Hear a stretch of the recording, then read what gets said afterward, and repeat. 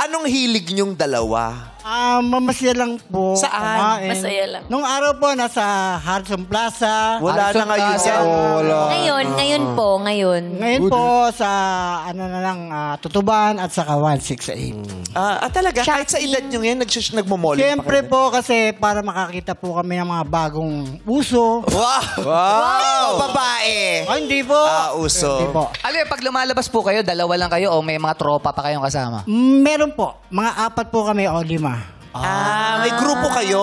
Opo. So, sindikato pala. Hindi naman po. Kapagkada lang sila. Pero kayo po ang Bakal boys. Mga nakaganon lang sa molo. Ayun na. Bakal boys. Waiting. Ba't ganyan? Walang tao sa Ba't opisina. ganito? Nausog ko na yung aircon sa likod. Tutulak mo na lang pabagsak sa labas.